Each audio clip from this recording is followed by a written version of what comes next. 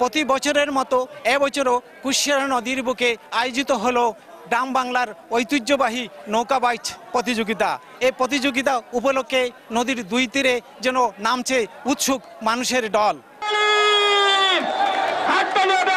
বাঁশির শব্দ পড়ার সঙ্গে সঙ্গেই মাঝি মাল্লারা ঝাঁপিয়ে পড়েছেন নৌকা নিয়ে। হইচই, ঢুল, খাঁসা আর দর্শকদের চিৎকারে কেঁপে উঠছে পুরো নদী পার। কুশিয়ারার উত্তাল ঢেউ চিরে এগিয়ে চলছে শাহ মোস্তফার তরী, ফানাইশার তরী, নগর প্রবণ সহ বাহারি নামের নৌকাগুলো।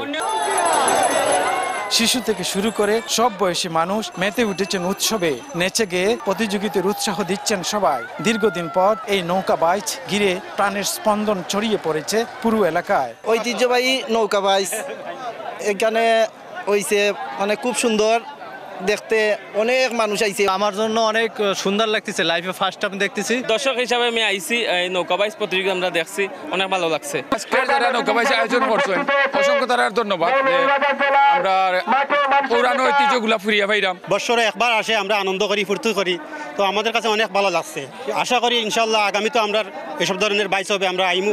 সিলেট বিভাগের সুনামগঞ্জ, হবিগঞ্জ, মৌলভীবাজার আর সিলেট জেলার মোট 11টি দল অংশ নিয়েছে এ প্রতিযোগিতায়। মোট 6টি ধাপে হয়েছে প্রতিযোগিতা, আর চূড়ান্ত পর্বে লড়াই করেছে সেরা 3 দল। ঐতিহ্যবাহী নৌকা মরমালি তরী, ঐতিহ্যবাহী নৌকা প্রথম স্থান অধিকার করেছে।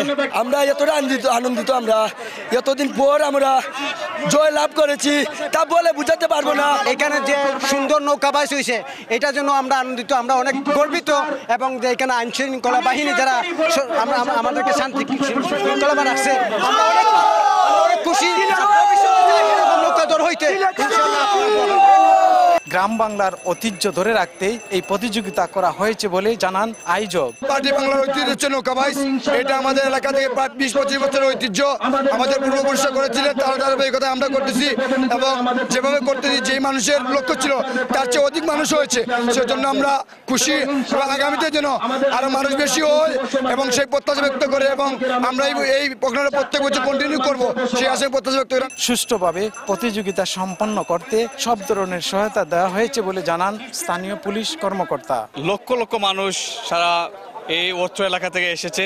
আমরা আইন শৃঙ্খলা রক্ষাকারী বাহিনী আমরা চেষ্টা করছি এই প্রোগ্রামটা যাতে সুন্দর সুষ্ঠুভাবে সম্পন্ন হয়, সেই জন্য আমরা নিরলসভাবে কাজ করে যাচ্ছি। গ্রাম বাংলার ঐতিহ্যকে ধরে রাখতে সব সময় সহযোগিতার প্রতিশ্রুতি দেন এই রাজনৈতিক ব্যক্তিত্ব। গ্রাম বাংলার ঐতিহ্যের একটা জিনিস এটা, যে এটা দলমত নির্বিশেষে এখানে কোনো কিছু নাই, সবাই এটাতে আনন্দ উপভোগ করবে। এতে আমার সহযোগিতা আমার থেকে চাইনি কখনো, তারা নিজের থেকে দিকে যদি সহযোগিতা চাইলে অবশ্যই থাকবে। শরতের পরন্ত বিকেলে অনুষ্ঠিত হলো নৌকা বাইচ। প্রাচীনকাল থেকে এ খেলা মৌলভীবাজারের অন্যতম সাংস্কৃতিক অনুষঙ্গ। শেরপুর কুশিয়ারা নদীর পাড় থেকে শাহ অলিদুর রহমান, সময় সংবাদ, মৌলভীবাজার।